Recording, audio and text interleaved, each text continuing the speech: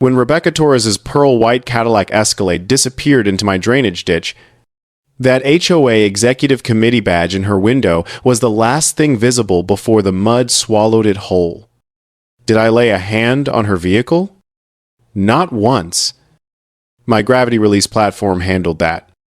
After 8 months of her trampling my property, ignoring every warning, and screaming, "Go ahead," while my security cameras rolled, she stared me down and demanded it. So I pulled the lever. But first, let me show you what came after. The morning air hit different that day. Sharp. Clean.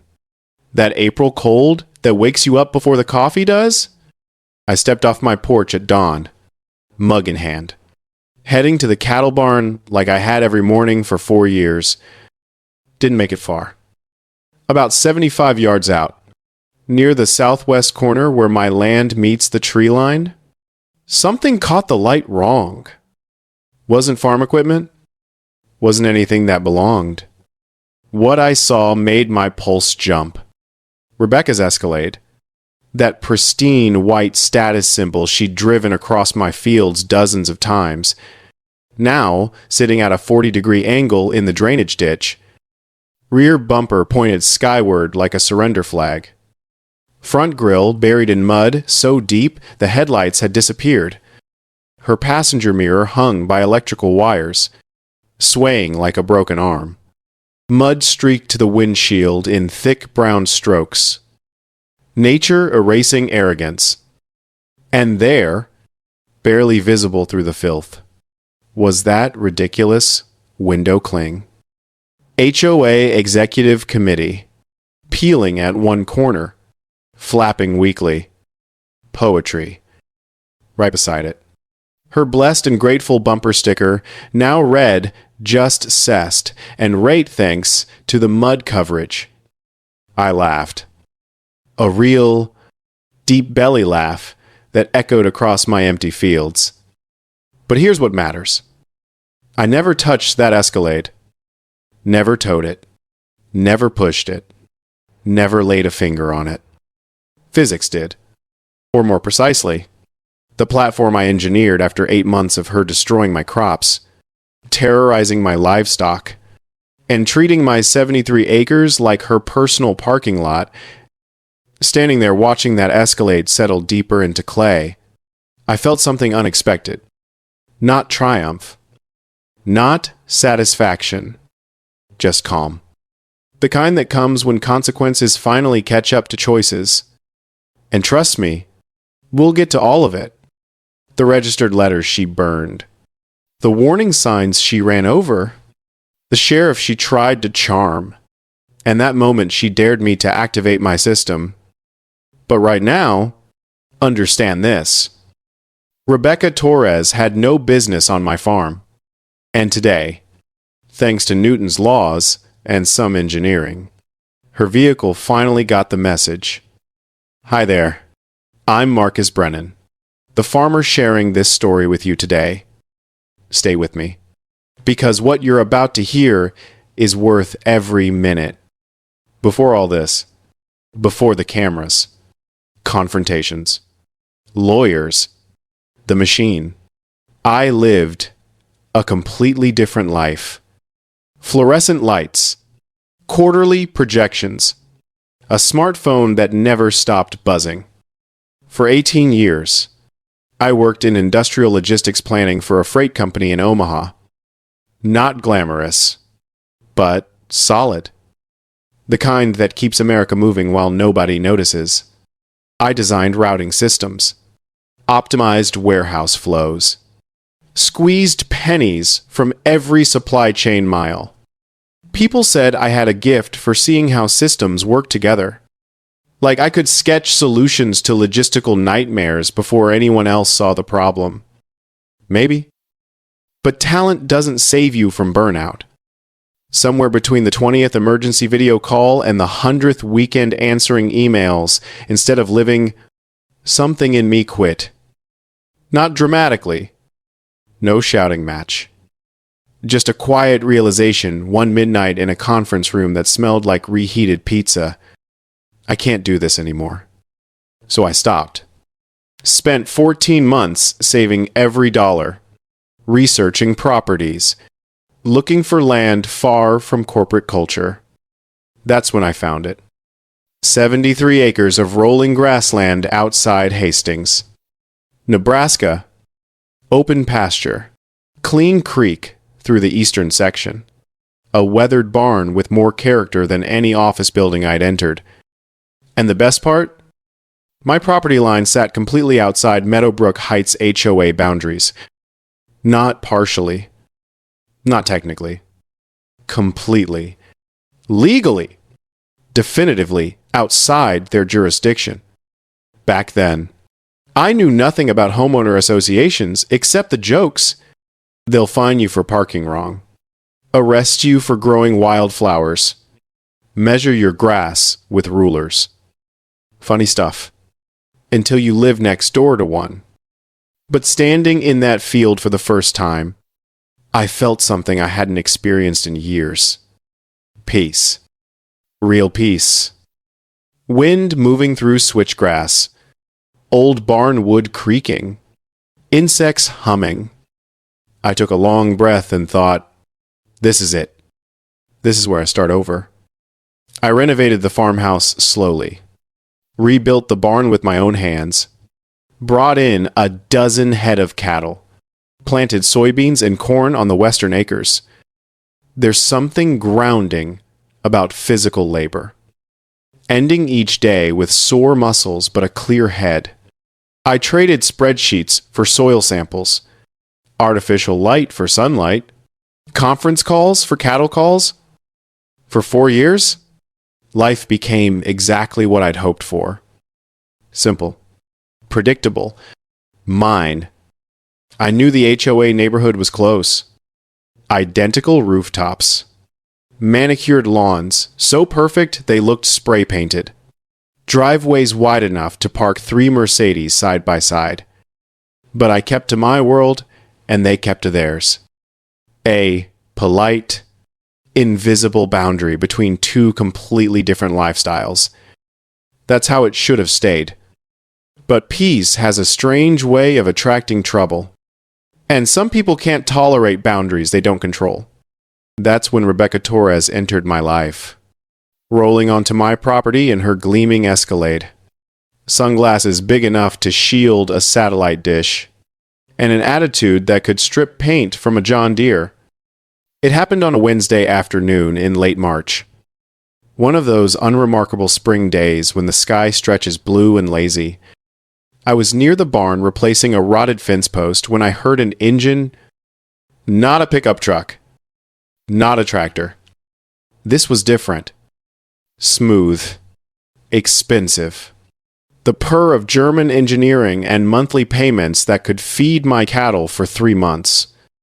I stepped out from behind the barn and spotted it. A pearl-white Cadillac Escalade creeping down my gravel access road like it owned every stone. Then it veered off the gravel entirely, rolling straight into my field. At first, I genuinely thought she was lost. Happens out here all the time with GPS sending city folks down wrong roads. So I waved. Friendly. Figuring she'd ask for directions. Nope. She kept driving. Tires carving deep ruts through soft soil. Cutting straight through my young corn plants. No hesitation. No slowing down. Just a steady glide deeper into my property until she stopped about 25 yards from my fence line. The door opened, and out stepped Rebecca Torres. I didn't know her name yet, but I recognized the type instantly. Perfect blonde highlights. Sunglasses that cost more than my monthly feed bill.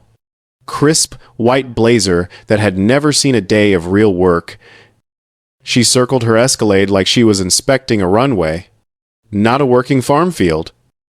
I took a calming breath and walked toward her. "Ma'am," I called out, keeping my tone neutral. "This is private property." She barely glanced my way, didn't even acknowledge I'd spoken.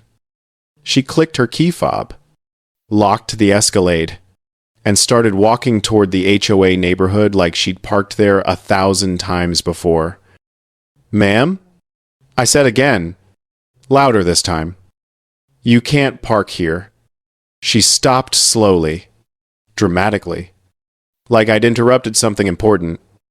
She turned her head toward me like a hawk, spotting a field mouse. "Oh," she said, waving one manicured hand dismissively. "Relax. It's just grass." "Actually," I replied, "that's my corn." She lowered her sunglasses just enough to glance at the plants around her designer heels. Then she laughed. Not a polite laugh. Not even a nervous laugh. A laugh that communicated one message clearly. "You're beneath me. This is community overflow parking." She announced, like she was reading a weather report. "The HOA has used this access point for years. It's documented." I blinked. "No. Ma'am, this is my farm. 73 acres. Deeded, registered, and paid for." She smirked. "Oh, you're new here," she said, as if that explained everything. "You probably don't understand how things work yet." Then, and I'll never forget this, she walked around me. Not past me. Around me? Like I was a fence post. Like I wasn't worth navigating directly. She called over her shoulder. "I'll only be an hour or so. It's really not a big deal." And just like that, she was gone. I stood there in my field, staring at her, Escalade sitting crooked among my corn rows, mud already pooling around the tires. I had a dozen things I could have shouted after her. Things about property rights, common decency, maybe the legal definition of trespassing. But I didn't. Because I've learned something important living out here. The first incident tells you who a person is. The second tells you what you're dealing with. The third tells you what must be done. And Rebecca Torres, she wasn't done. Not even close. If that first Wednesday afternoon had been the end of it, maybe I could have written it off as a misunderstanding. A rude one. Sure. But still just a moment of ignorance. But people like Rebecca don't just test boundaries, they demolish them and redecorate on the other side. 3 days after our first encounter, I heard that engine again. Same smooth purr. Same entitled hum of luxury rolling where it had zero business being. I stepped outside before she even came into view. Coffee still warm in my hand. Just like before, her Escalade bounced off the gravel and nosed directly into my field. Only this time, she didn't stop near the fence line. No, she drove deeper, cutting a fresh diagonal path through the soybeans I'd spent 2 weeks planting and protecting from late frost. She parked in almost the exact same spot as before, like she was marking territory. She climbed out, didn't even glance my direction, didn't pretend to look apologetic, just grabbed her designer purse, flipped her hair over one shoulder, and marched toward the neighborhood like she was walking a fashion runway. I approached the Escalade, placed my hand on the still warm hood, and examined the tire tracks she'd carved into my land. Soybean shoots crushed and flattened. Soil compacted so hard I'd need to re-till the entire section. Every inch of it represented time and money. And for Rebecca, it was just a shortcut. That second incident told me everything I needed to know. This wasn't confusion. This wasn't ignorance. This was habit. And habits, once tolerated, become perceived rights in certain people's minds. But the third incident, that's when I understood the real problem. It was early morning, frost still clinging to the grass. I was walking the fence line, checking on 2 heifers due to calve any day. That's when I heard it. Not the smooth hum this time, but a roar. fast and reckless. I turned just in time to see that white Escalade tearing into my field like she was testing 0 to 60 times. Dust flying, plants snapping under the tires, mud spraying up behind her like a rooster tail. She wasn't driving through my land. She was attacking it. And this time, she was laughing. Window down, sunglasses on, music blasting from her speakers. She even honked twice, the kind of attention-seeking honk teenagers do in parking lots. When she disappeared through the HOA gate, I just stood there, hands at my sides, heart pounding with that special mix of anger and disbelief that only comes when someone violates your home. When she returned that evening around 6 o'clock, she did it again. Same path. Same speed, same horn, same complete disregard for the land that fed my cattle, paid my bills, and gave me the peaceful life I'd worked so hard to build. And it didn't stop there. Within 2 weeks, her friends started copying her. Shiny SUVs, minivans with stick-figure family decals, a sedan whose driver actually waved at me like I was their personal valet. They weren't just using my field anymore. They were treating it like HOA, common property, like a side street for their convenience. And Rebecca. She took it even further.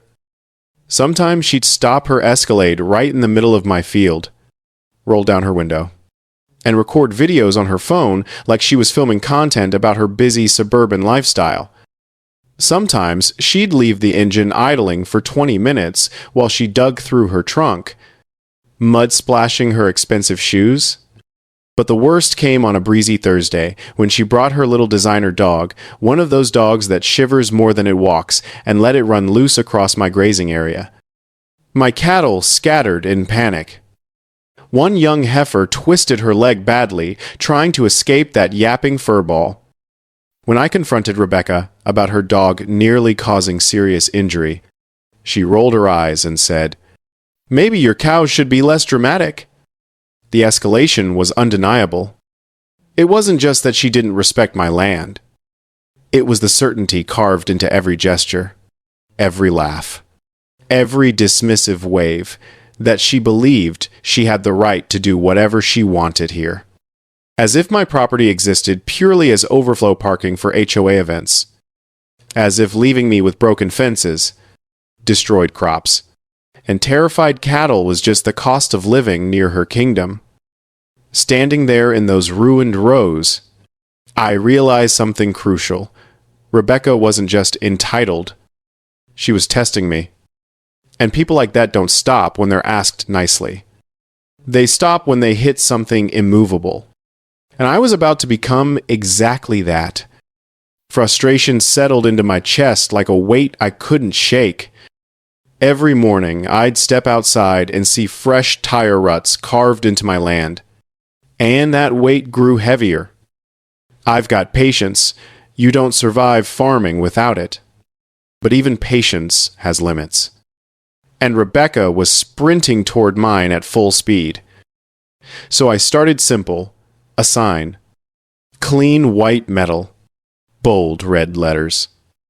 No parking, private property, trespassers will be prosecuted.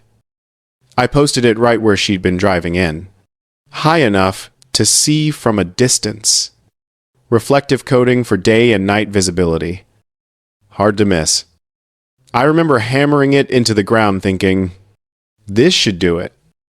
Nobody can claim confusion now. Well, I underestimated Rebecca Torres. The next morning, I watched from my porch as she slowed down just long enough to read the sign. She leaned forward in her seat, sunglasses glinting in the morning light, lips pursed. Then she shrugged and drove right past it. Cut through the same path, parked in the same spot. Later that afternoon, I walked out and examined the sign. She'd driven close enough that mud had splashed across half the wording. I wiped it clean with my sleeve and stared at the fresh dent in the metal post. This wasn't ignorance anymore. This was deliberate defiance. So I escalated. I added 5 more signs along her usual route: private farm, not OA property. No vehicle access. Do not enter. Agricultural land. No parking under any circumstances. The next day, she breezed past every single one like they were yard sale decorations. That's when I knew I needed real documentation. Legal documentation. I drove into town and met with my attorney, Gerald Hoffman. Sharp guy. Thorough. The kind of lawyer who reads footnotes just to be certain. I spread everything across his desk: photos of the tire damage, time-stamped videos, property survey maps. Gerald listened carefully, tapping his pen against the folder. "Is there any kind of shared easement?" he asked. "None." I said, "I checked everything when I purchased the property." He nodded slowly. "Then she's trespassing, repeatedly and deliberately. We'll send her a formal cease and desist. That's step 1. So we did.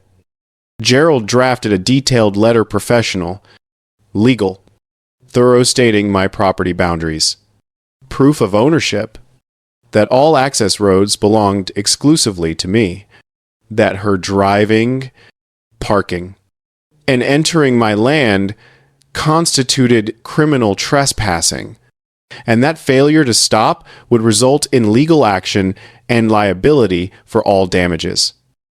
We sent it certified mail. Rebecca signed for it. I had the receipt. For one brief, hopeful moment, I thought maybe reason would break through whatever shield protects her from reality. But the next morning, I found the letter torn to pieces and scattered across my field like confetti. I followed the paper trail with my boot until I found one fragment that still had ink visible. A torn sentence from Gerald's letter: "Continued use will result in..." Right beside it were fresh tire tracks. That afternoon, I received an email from Rebecca.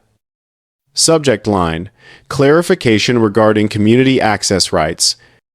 The message started politely, disturbingly politely, then spiraled into complete fiction. According to Rebecca, the HOA possessed a historical buffer easement running along the western edge of my property.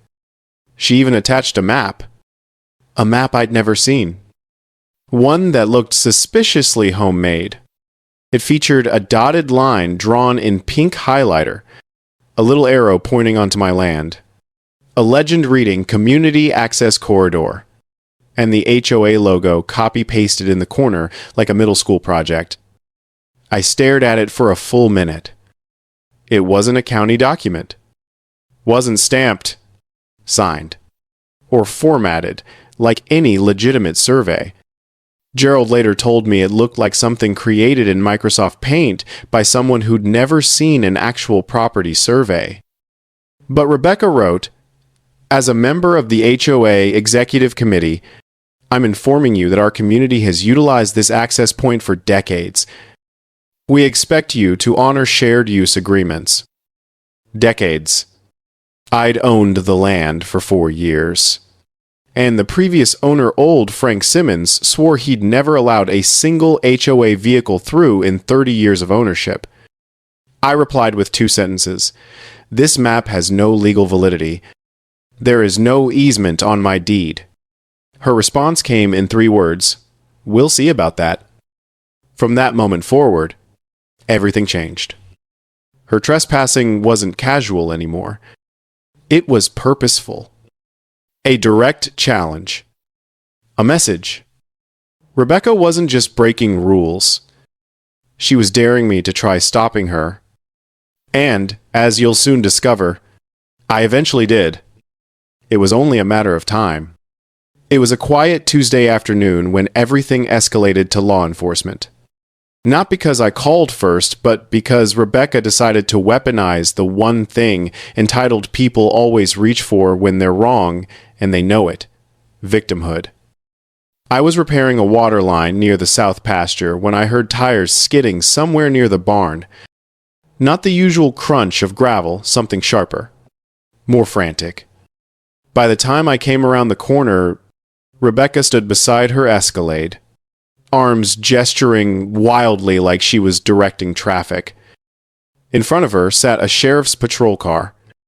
Sheriff Dale Morrison, good man, level-headed, seen it all, was climbing out slowly. Rebecca pointed at me the instant I appeared. There. She shrieked. That's him. That's the man who threatened me. Sheriff Morrison looked between us with that tired expression law enforcement develops when they know they've stepped into something complicated. I walked up, slowly, wiped dirt from my work gloves, and nodded respectfully. Afternoon, Sheriff. Rebecca spun toward him like an actress hitting her mark. You see? He's calm now. But you didn't hear him earlier. He screamed at me. He blocked me in. He charged at my vehicle. I feared for my safety. Sheriff Morrison raised one eyebrow just enough for me to notice.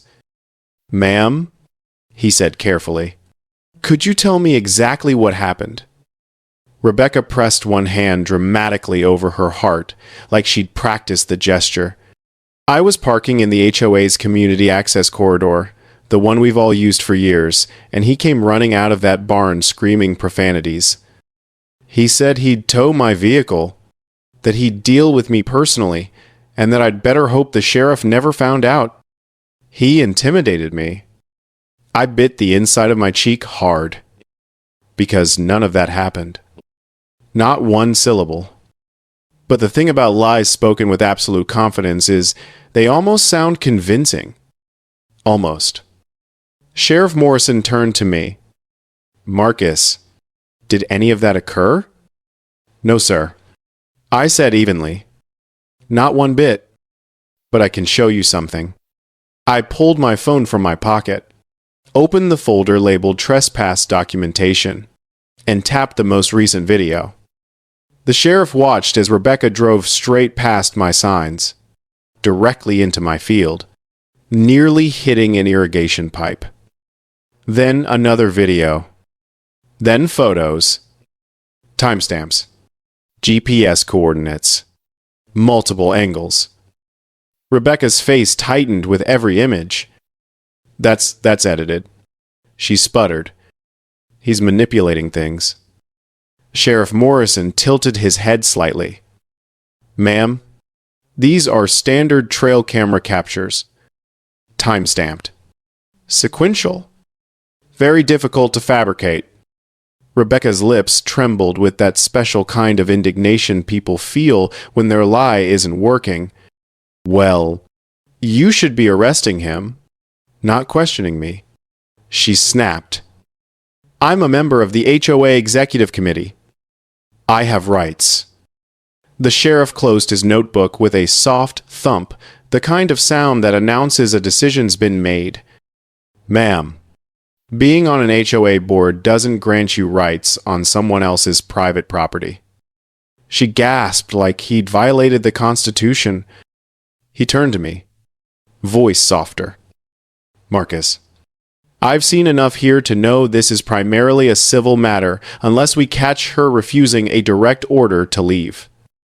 I can file a report, document the trespassing, but you'll need to pursue this through legal channels. I nodded. I'd expected as much. Rebecca, however, wasn't finished. She jabbed a finger toward my signs. Those are illegal, she declared. You can't just put signs wherever you want. This is HOA overflow property. Sheriff Morrison adjusted his belt. Ma'am, I reviewed the county parcel maps before arriving. This land belongs entirely to Marcus Brennan. No easement exists. You need to treat it as private property." Rebecca's voice cracked with outrage. "I will not. This is harassment. This man is dangerous." I watched the moment Sheriff Morrison's patience evaporated. He sighed, pinched the bridge of his nose, and said, "Ma'am, the only danger I'm seeing here is you driving through someone's crops at 40 miles an hour." That statement hung in the air like a bell tolling. Rebecca sputtered, her hands opening and closing, searching for words that wouldn't come. Sheriff Morrison just tipped his hat to me. "I'll file the report. Marcus, keep documenting everything. Good luck." And with that, he returned to his cruiser. Rebecca slammed her Escalade door, spun the wheels, and threw a thick spray of mud across my boots as she sped away. I watched her leave, mud dripping from my jeans, and understood something crystal clear. Sheriff or not, legal system or not, Rebecca wasn't scared. Rebecca wasn't backing down. She was just getting started.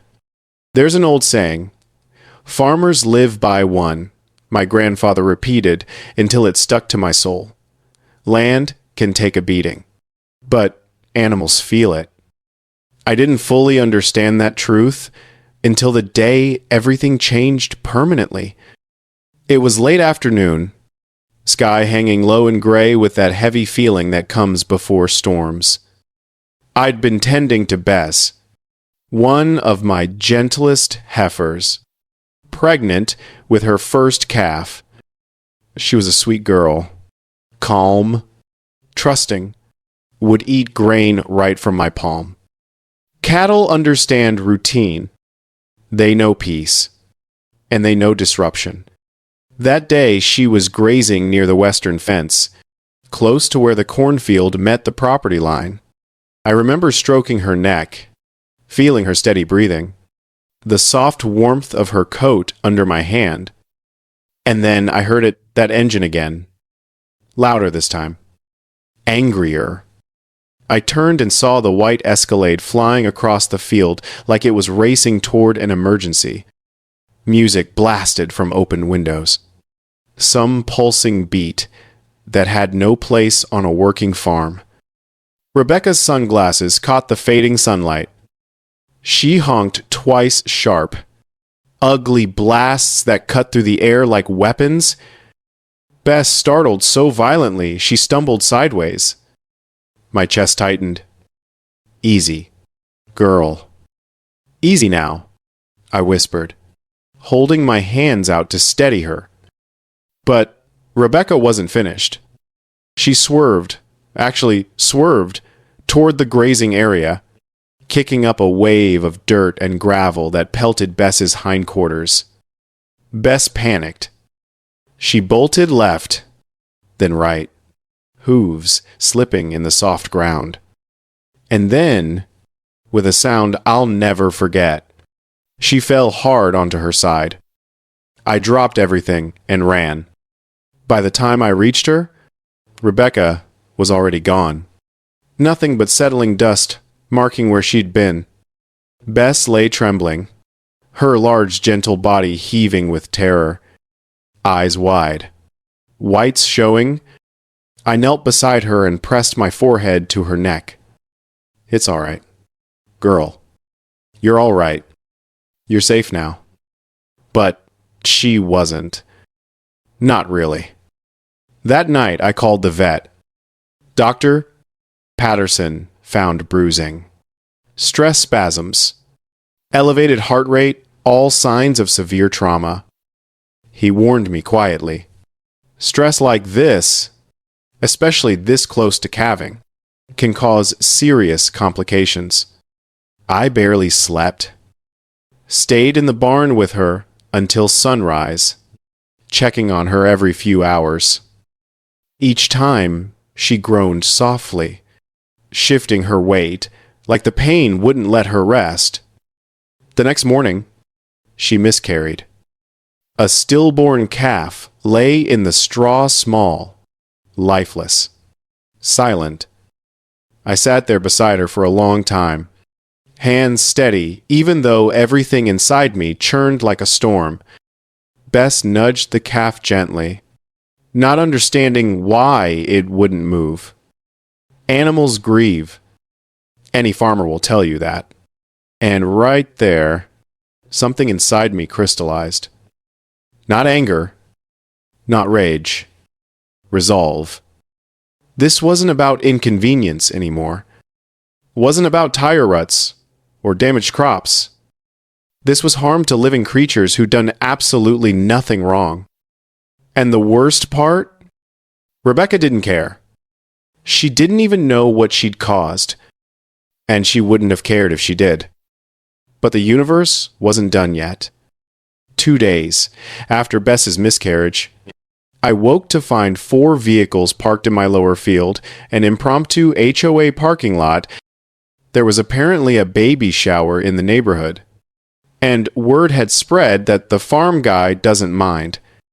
I stood there staring at the cars lined up in neat rows across my pasture. One had a balloon tied to the antenna. Another had a world's best grandma bumper sticker. A woman in heels, sinking into mud, waved cheerfully at me. "Thanks for letting us park here. The cul-de-sac is packed." I didn't respond. I just walked back to the barn, sat on a hay bale, and let reality sink in completely. Rebecca hadn't just crossed a line. She'd erased it. She'd spread the word, invited people, transformed my home into an unauthorized extension of her world. And I realized something crucial. No amount of talking, warning, or paperwork was going to stop her. She genuinely believed she owned my land. She believed she controlled my boundaries. She believed consequences were for other people. So if she wanted to test me, well, I was finally ready to push back. And the machine, the one that would change everything, was already forming in the back of my mind. After Bess's miscarriage, the world felt different. Not peaceful, just heavy. The kind of weight that settles in your chest after something breaks inside you.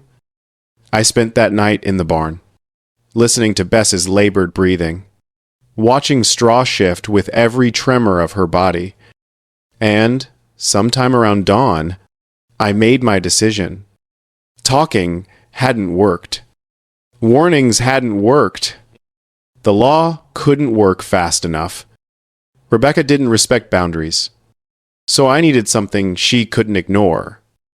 But, and this mattered more than anything, whatever I built had to be completely legal, thoroughly documented, and legally defensible. Because people like Rebecca don't fight fair. They twist your reactions into weapons against you. Before lifting a single tool, I called Gerald Hoffman, my attorney. I laid out the concept in general terms, not the colorful version, just the mechanics. A wooden platform, a tilting mechanism, a gravity-assisted slide that would gently guide trespassing vehicles off my property and into a controlled mud basin. Long pause on the phone. Then Gerald sighed heavily.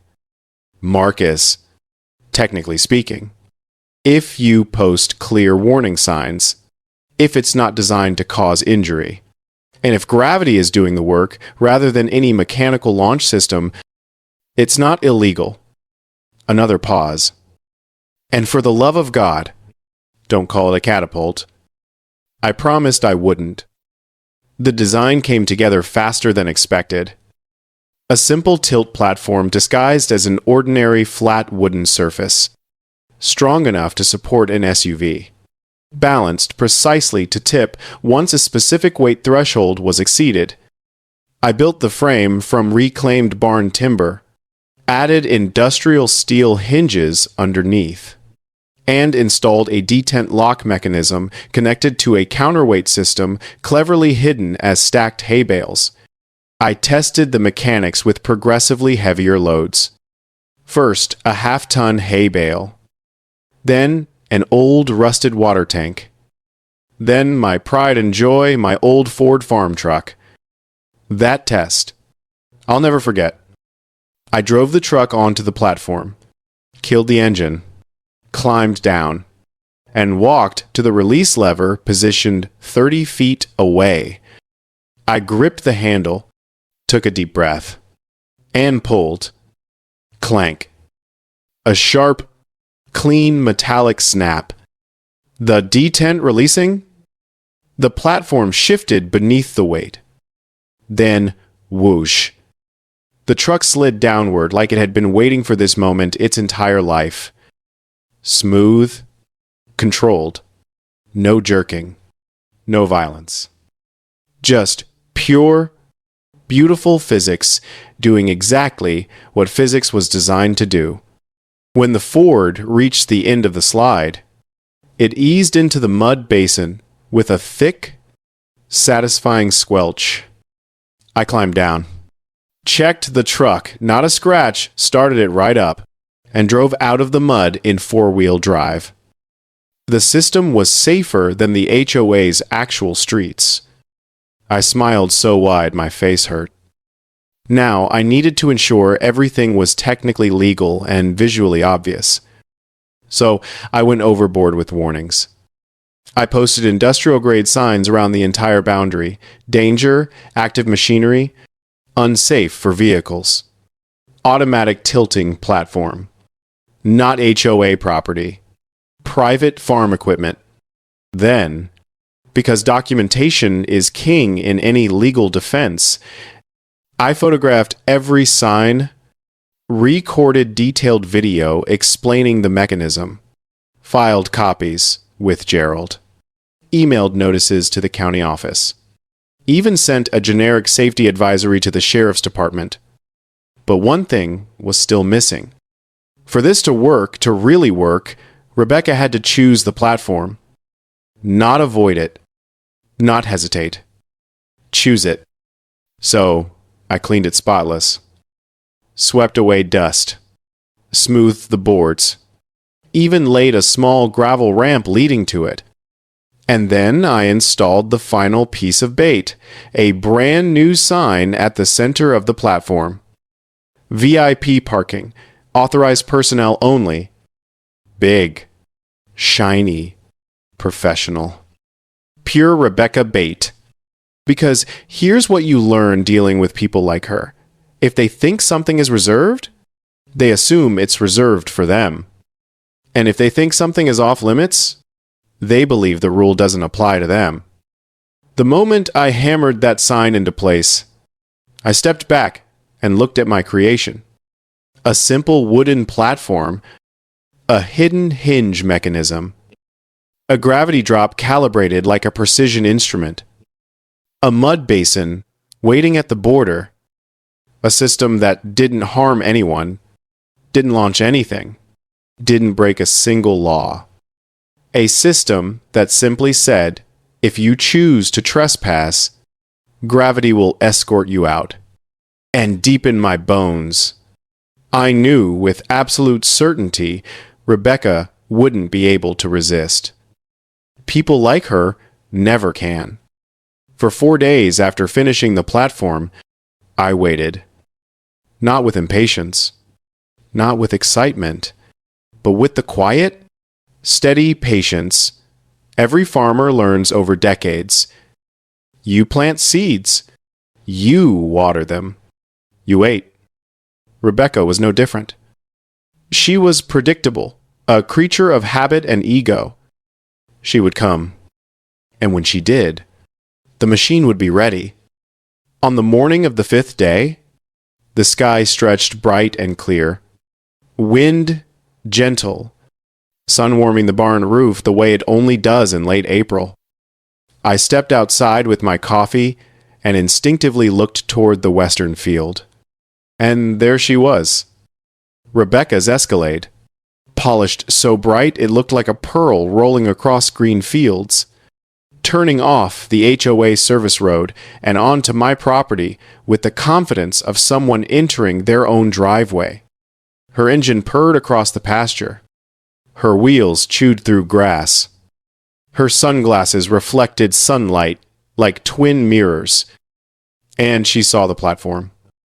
I could tell from her posture, the tiny lift of her chin, the way her shoulders straightened, the spark of recognition as her eyes locked on to that shiny new sign. VIP parking, authorized personnel only.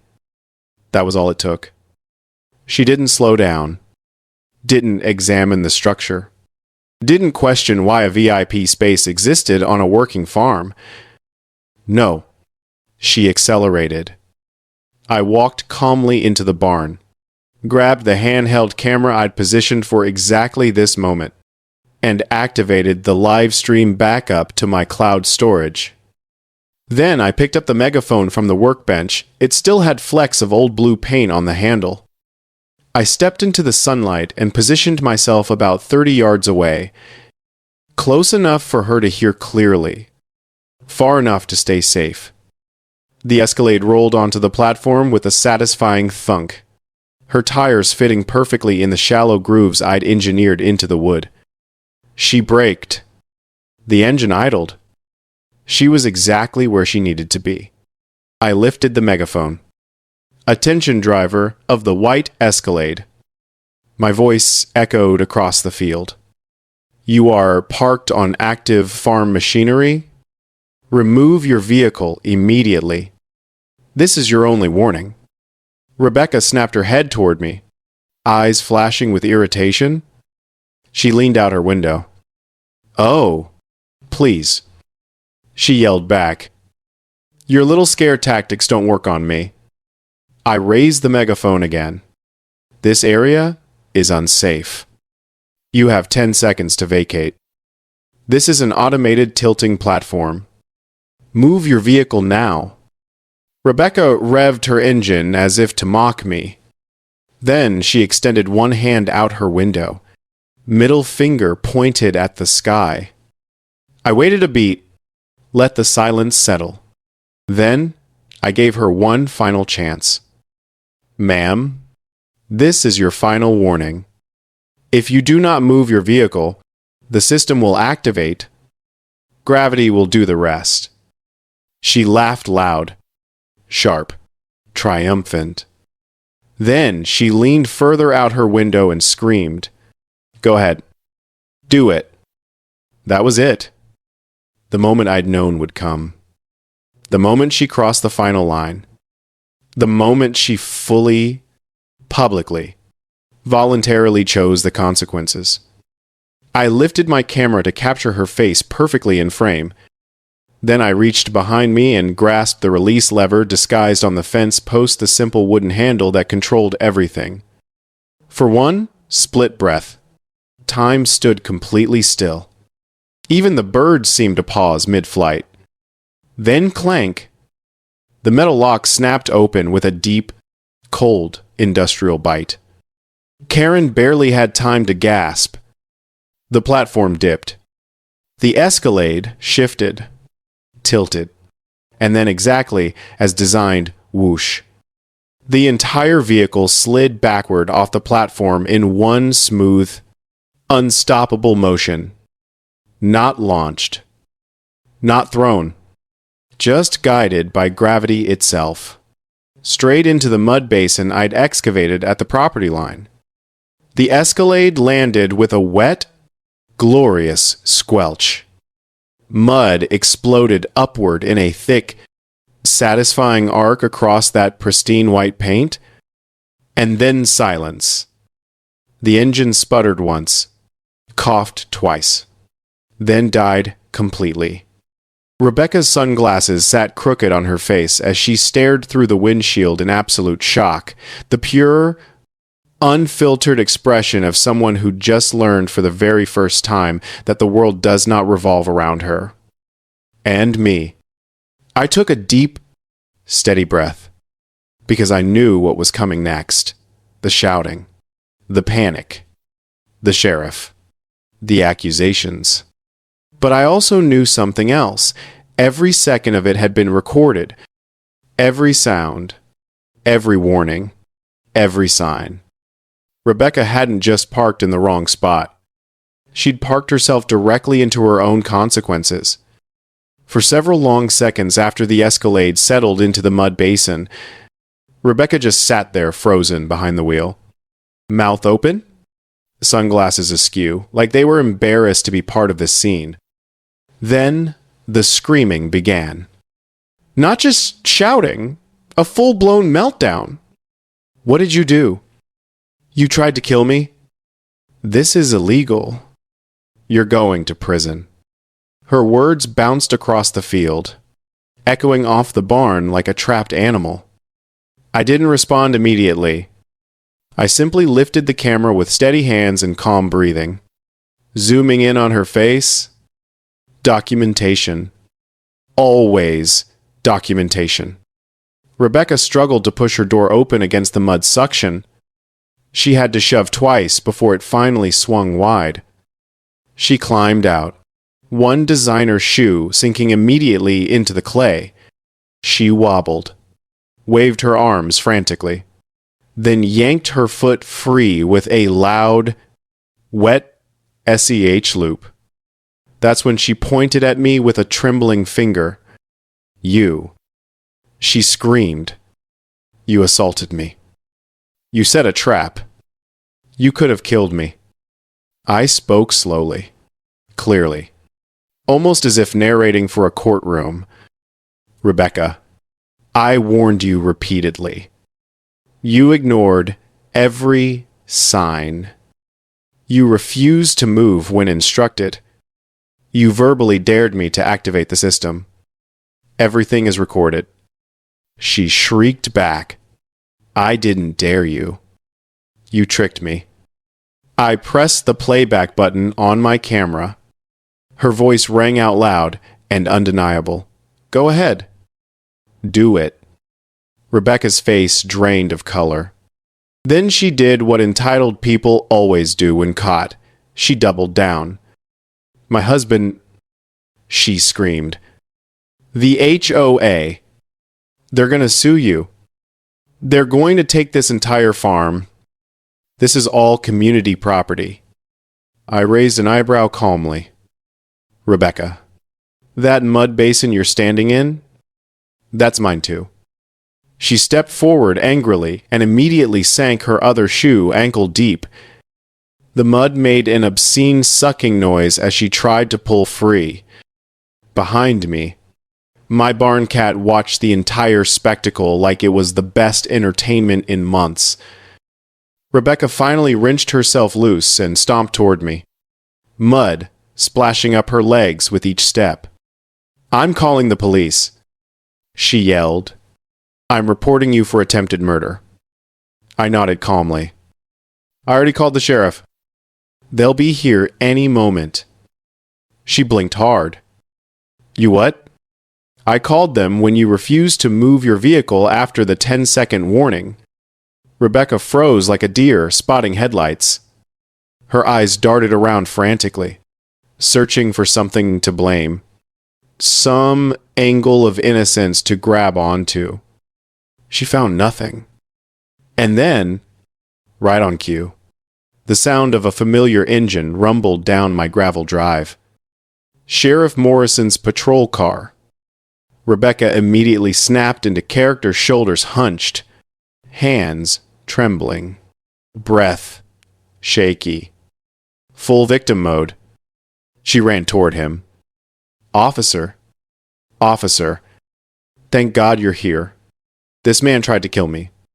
He tried to launch my car into a ravine. Sheriff Morrison stepped out slowly, removed his sunglasses deliberately, and surveyed the scene, the tilted platform, the mud basin. Rebecca covered head to toe in filth, her Escalade sitting like a beached whale, and me standing calmly with a camera.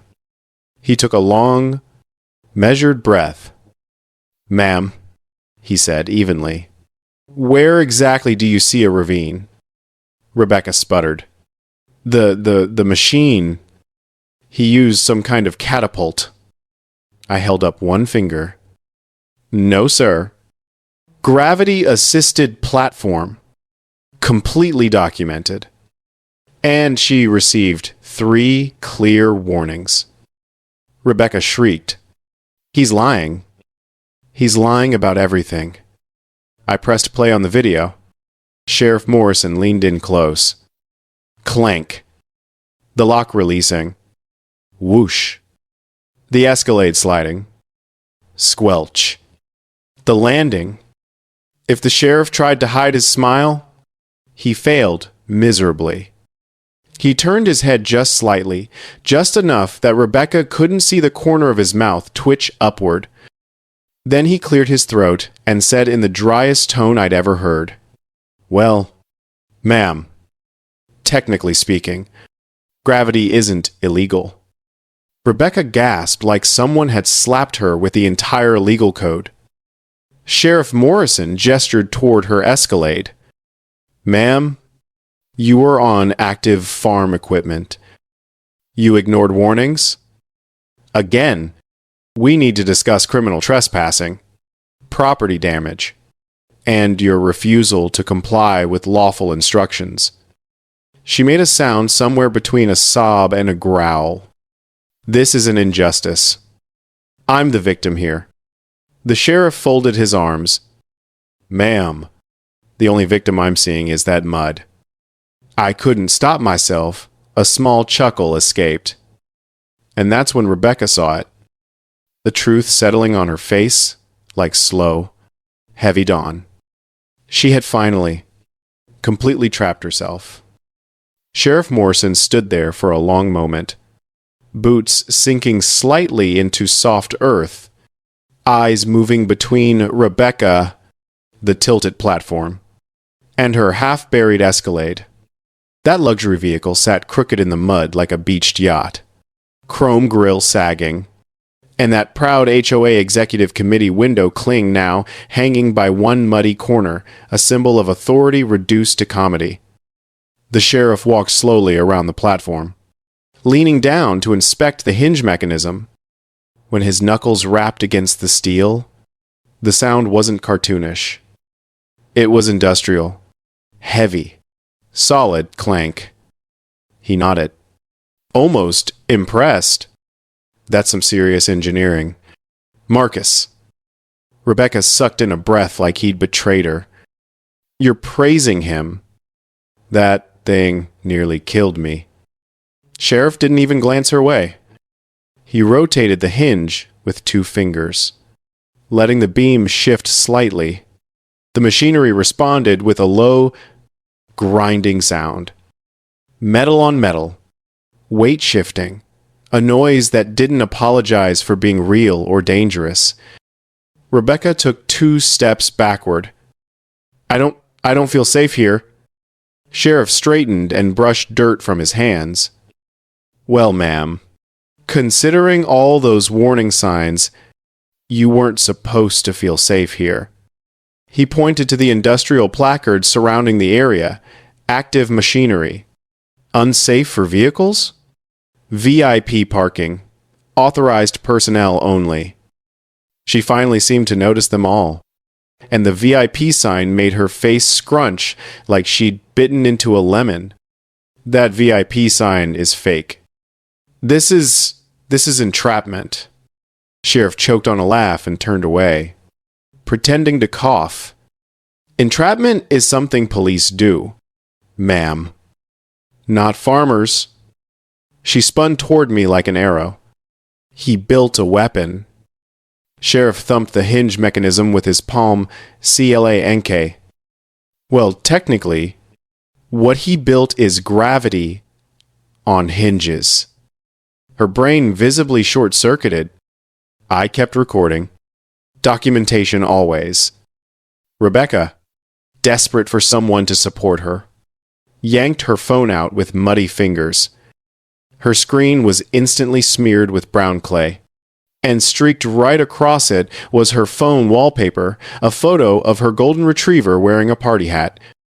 Mud covered half the dog's face. Somehow that made her look even more alone. "Richard," she screamed into the phone.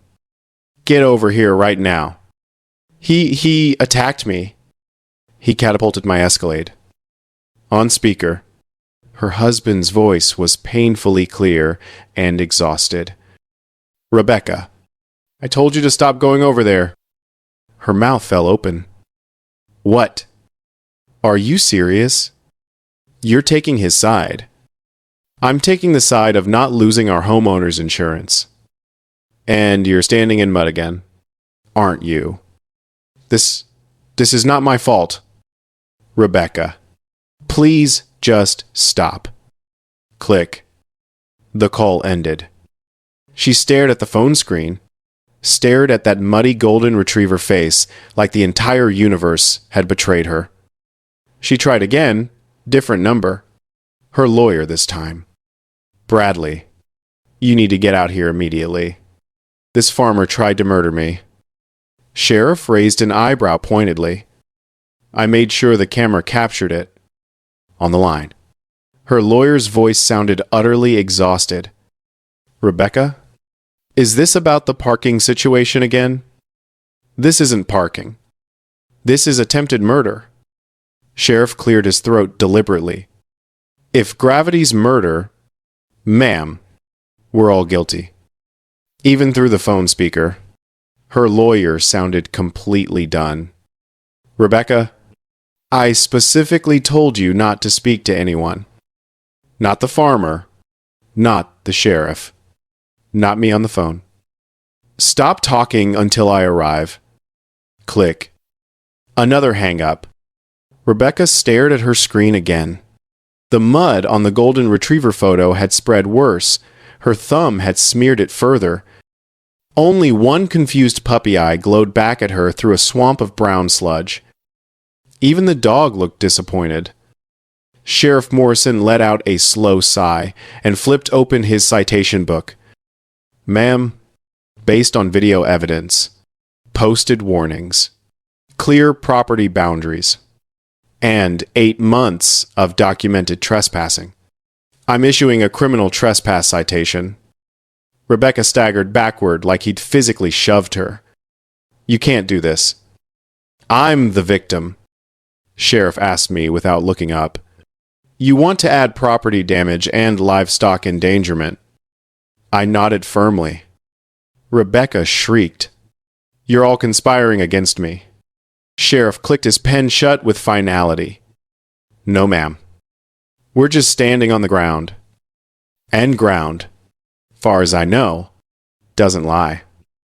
She looked at him, at me, at the sunken Escalade, at the crooked window cling, at her mud-covered phone, at that half-buried golden retriever photo. And for the first time since I'd known her, Rebecca Torres had absolutely nothing left to say.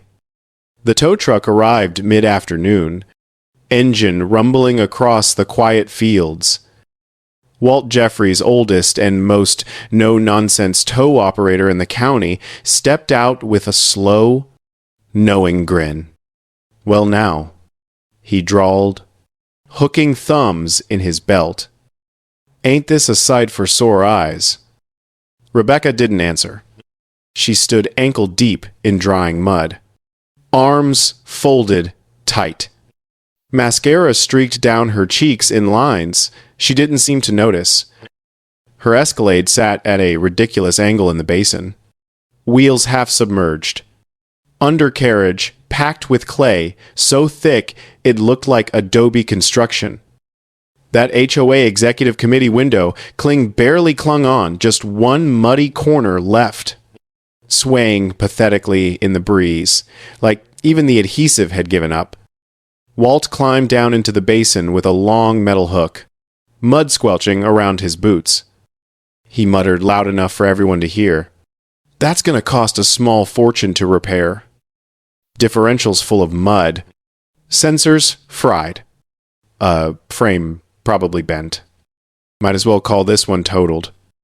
Rebecca made a tiny broken sound, not quite a word, not quite a cry. Somewhere between disbelief and heartbreak. Sheriff Morrison handed her the paperwork. Tone patient, but official. These are your charges: criminal trespass and property damage. Court dates listed at the bottom. You'll receive a mailed copy as well. Rebecca didn't take the paper at first. She stared at it like he was handing her a live snake. Sheriff waited patiently, then nudged it toward her again gently. Finally, she grabbed it with trembling fingers. Mud immediately smeared across the signature line. Walt began winching the Escalade free. The machinery groaned, chains rattling, mud sucking like quicksand as the vehicle slowly peeled away from the earth. The sound was awful, a long, wet tearing noise, like the land itself was reluctant to release its prize. As the SUV rose, a massive chunk of dried clay slapped onto the ground, revealing that ridiculous, blessed and grateful bumper sticker. Only now it just read Cest and Rate, the rest torn away by mud. Even nature was roasting her. While Walt secured the Escalade to his flatbed, Rebecca pulled out her phone again, hands still shaking. She tapped the screen weakly. Mud smeared across that goofy golden retriever party hat photo. She winced visibly. Even her dog looked disappointed. Signal was weak out here. But finally her email loaded. She opened one message, then froze solid. Her voice cracked. No. No. She read it aloud before realizing she was speaking. Dear Mrs. Torres, after thorough review, we cannot process your claim. Insurance covers accidents, not willful trespassing. Ignoring posted warnings. Or, she paused, rereading the next line twice. Jaw-hanging localized gravity experiments. I had to look away to keep from laughing outright. Sheriff pinched the bridge of his nose and muttered, Lord have mercy. Rebecca sagged like she'd been gut-punched. She sank down onto a semi-dry patch of ground, shoulders slumping so low she looked half her normal height. My husband, she whispered. He'll fix this. But even she didn't sound convinced. I didn't have the heart to remind her he'd already hung up on her twice that morning. Walt walked over with his clipboard. All right, Mrs. Torres. Tow to your residence is $700. Impound storage is $130 per day if you can't take it immediately. As for cleanup and repair, he paused meaningfully. With all that mud damage, the sensors, the drivetrain, whatever's cracked underneath, you're looking at 15, maybe 18,000. And that's optimistic. Rebecca stared straight ahead, glassy-eyed, like her brain had shut down for self-preservation. Sheriff nodded toward his patrol car. I can give you a ride home, ma'am. She stood mechanically, following him like someone walking through a nightmare. Before getting in, she turned back toward me one last time. Her voice was the smallest I'd ever heard it. You're going to regret this. I met her eyes steadily. I warned you. 8 months straight. Every chance in the world. She blinked hard once. Then Sheriff closed the car door with finality. They drove off down the gravel road. Walt followed with her Escalade strapped to his flatbed, and the field finally fell silent. For the first time in 8 months, I could hear the creek again. I could hear my cattle grazing peacefully on the far slope. I could hear my own breathing. Steady and calm. Peace. Real. Earned peace. 3 days later, a certified letter arrived from Meadowbrook Heights HOA. Not from Rebecca. Not from her husband. But from the new acting board president. One short paragraph. The HOA does not endorse Mrs. Torres's actions. Her conduct does not reflect our community values. We apologize for repeated trespassing and any distress caused. No signature, just a typed name. Anonymous accountability. A week after that, I learned through the grapevine that they'd stripped Rebecca of her community access privileges, suspended her from the executive committee indefinitely, and placed her under review for conduct unbecoming a board member. Word was, she stopped attending meetings entirely. Word also said Richard had moved into a downtown apartment, and word further confirmed what Walt predicted. Rebecca's Escalade had been officially declared a total loss by her insurance company. None of it surprised me. The land has a way of humbling people. Gravity, too. That evening, I sat on my porch with fresh coffee, watching the sun sink into the horizon and paint my fields gold. No headlights cutting through my property. No luxury SUV idling in my pasture. No HOA entitlement screaming across my fence lines. Just quiet. Just my land. Mine. The kind of silence you can only earn by standing your ground calmly, legally, and with help from basic physics. And as I rocked back in that old chair, I smiled to myself.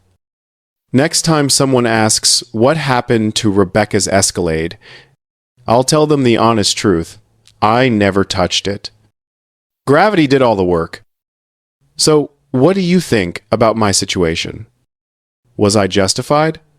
Or did I go too far? Drop a comment below and let me know your thoughts.